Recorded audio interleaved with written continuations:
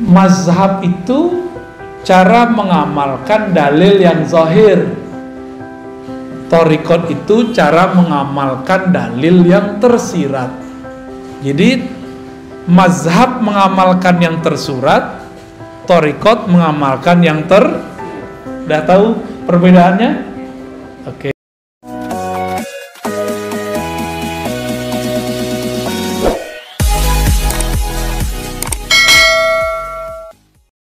Nabi SAW tidak pernah menyebut pembagian-pembagian begini secara eksplisit seperti ilmu-ilmu yang lain. Sebagaimana tidak ada pembagian hadis sahih, hasan, dhaif. Sebagaimana tidak ada pembagian usul fikih menjadi fikih. Tidak ada pembagian ilmu tafsir. Semua pembagian itu tidak ada. Ya. Siapa yang membagi ini? Para ulama. Karena Nabi itu datang satu paket. Nabi datang satu amalan itu mencakup 4 unsur, mencakup semua ilmu. Semua amalan Nabi ada syariatnya, ada tarekatnya, ada hakikatnya, ada ma'rifatnya. Jadi jangan sampai lagi ada pertanyaan konyol mengatakan, emang ada syariat, tarekat, hakikat, ma'rifat di zaman Nabi? Nah, itu pertanyaan konyol itu. Nanti kalau dibalik gimana? Emang ada hadis sahih, hasan, dhaif di zaman Nabi? Kan nggak ada.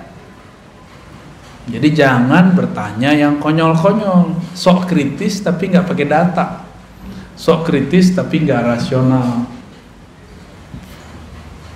Lalu bagaimana kalau mau nanya? Kalau kita mau mengkritisi sesuatu, kuasai dulu yang mau dikritisi itu apa. Inilah pesan berat yang dulu diturunkan oleh Imam Abu Hamid Al-Ghazali yang wafat tahun 505 Hijriah.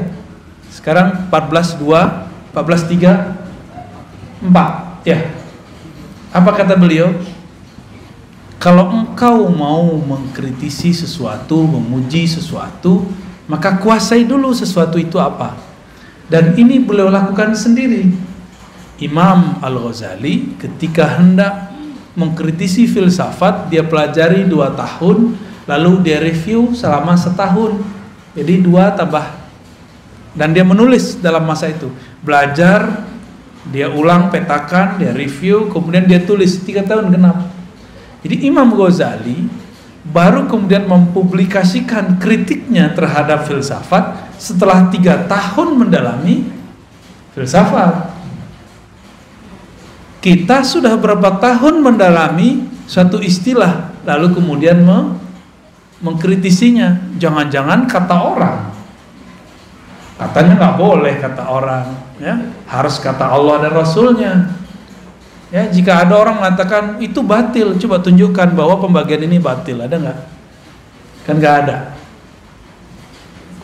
Syariat itu ada di Quran istilahnya, syir'atan wa minhaja. Itu ada di Quran ya. Syariah itu ada di surah Al-Ahqaf. Apa arti syariat? Syariat itu artinya yang syariat itu jalan.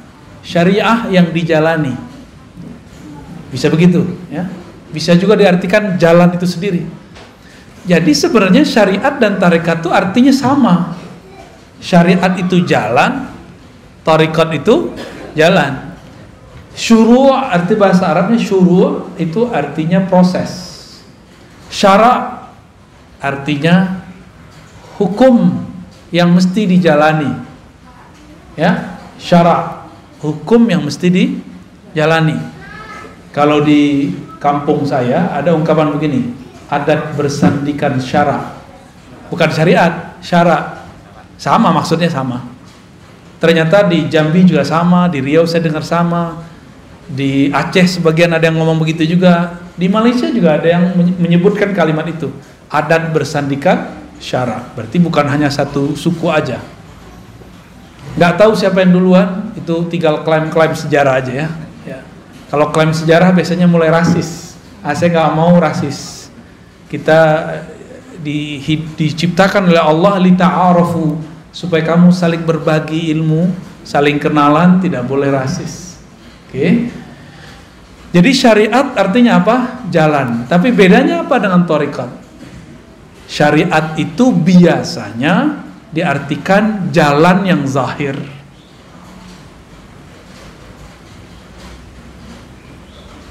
Kaedah-kaedahnya ada pada syariat. Nah, saya menerjemahkannya lebih eksplisit. Syariat itu adalah hukum-hukum Allah yang ditetapkan dengan dalil-dalil yang umum ataupun terperinci. Ya. Lalu bagaimana cara melaksanakannya? Namanya thariqat. Jadi kawan saya, dia nggak suka zikir Ratibul Haddad, Ratibul Attas. Tahu Ratibul Haddad? Ya, tahu ya? Ratibul Attas tahu? Atos tahu nggak Atos? Atos, orang Sunda apa arti Atos? Sudah. Ratibul Attas bukan ratib sudah-sudahan. Itu nama imamnya, Al-Imam Al-Habib Al-Attas. Tapi dia punya zikir pagi sore, di-download di smartphone-nya, dan juga dia punya di perpusnya buku kecil. Di dalam Al-Quran, surah Al-Ahzab ayat 41 ada perintah, ya ayyuhalladzina amanu zkurullaha dzikran katsira. Al-Ahzab ayat 41. Oke. Wahai orang beriman, ingatlah Allah sebanyak-banyaknya. Itu syariat, hukum syariat. Tekniknya gimana? Kata kawan, bid'ah tuh pakai Ratibul Haddad, Ratibul Attas. Tapi dia ngeluarin buku baru, zikir pagi dan sore yang sahih. Itu juga namanya thariqat baru. Thariqat tergantung siapa namanya. Kalau yang nulis ini namanya Dodo, Eduardo, berarti thariqatnya thariqat Dodowiyah. Kalau ente mancung, thariqat Al-Mancungiyah. Jelek amat nama thariqat ya. Ya. Dulu almarhum Haji Maksum misalnya punya wiridan yang dia kerjakan pagi dan sore.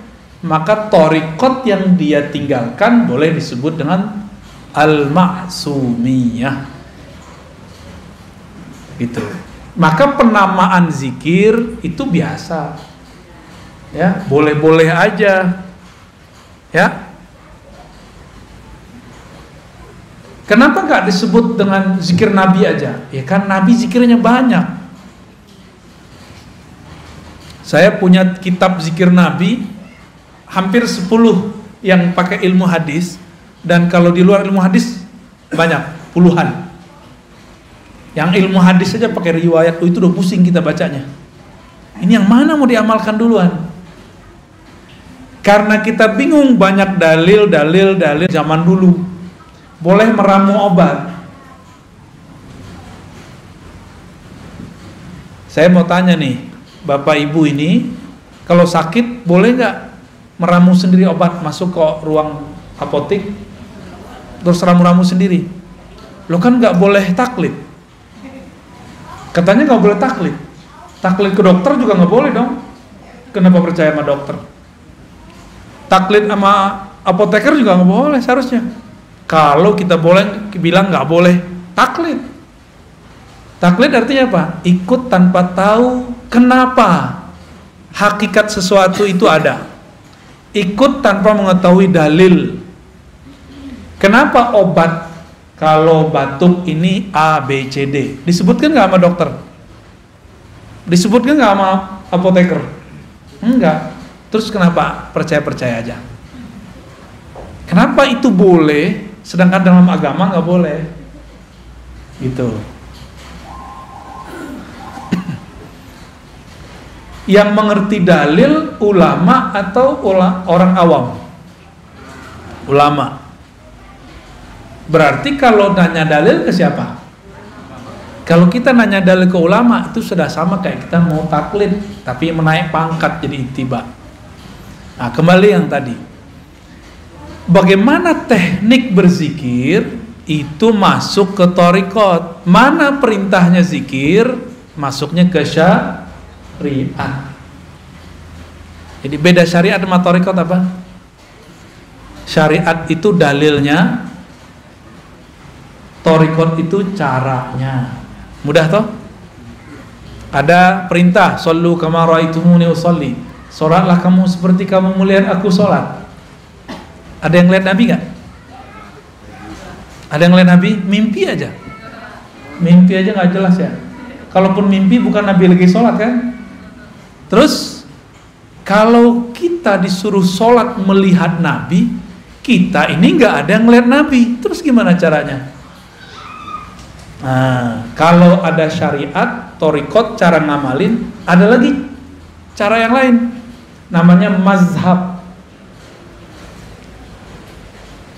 Mazhab itu cara mengamalkan dalil yang zahir. Thariqat itu cara mengamalkan dalil yang tersirat. Jadi mazhab mengamalkan yang tersurat, thariqat mengamalkan yang Udah tahu perbedaannya? Oke. Terus gimana? Kata kawan, tidak boleh ikut mazhab. Ya, tidak usah ikut Syafi'i, langsung aja ke Nabi. Kalau Syafi'i berbeda dengan Nabi, kita ikut Nabi. Konyol nggak? Imam Syafi'i bisa beda sama Nabi. Terus ente gimana nasibnya? Kalau Imam Syafi'i yang jarak beliau dengan Nabi cuma 2 orang, bisa berbeda dengan Nabi, terus nasib antum apa? Yang jarak dengan Nabi 14 abad, 1400-an tahun. Mikir-mikir kalau mau ngomong ya.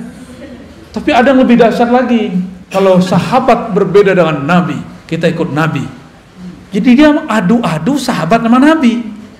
Ini orang lebih berbahaya daripada Syiah, lebih berbahaya dari Khawarij, lebih berbahaya dari Mu'tazilah. Karena yang mengadu-adu sahabat dan Nabi itu kelompok Syiah, kelompok Mu'tazilah, kelompok Khawarij. Kelompok Syiah bilang para sahabat pengkhianat, merampok, mencuri, mengambil pemerintahan yang Nabi wariskan kepada anaknya, mantunya, lalu diambil oleh mereka. Maka mereka benci ke Abu Bakar, ke Umar, Utsman. Saya nggak tahu Syiah yang di Bandung begitu apa enggak. Kali ada Syiah Al-Bandungi, dia masih cinta sama Abu Bakar, kan kita nggak tahu. Siapa tahu kan beda, namanya doang yang sama. Kalau sama, wah berarti dia bisa saudaraan sama kita. Tapi kalau mereka menghujat sahabat, ya saya hello aja ya. Nggak bisa, kita nggak bisa bersahabat. Ente aja nggak bisa bersahabat sama sahabat Rasul, gimana bersahabat sama kita? Gitu, ya. Ada orang ngomong begitu, bener nggak? Kalau imam mazhab, Imam Syafi'i beda sama Nabi, kita ikut Nabi. Jadi dia pernah berpikir, bersuuzon ke imam. Kalau Nabi, imam ini berbeda sama Nabi. Imam ini buat ajaran baru.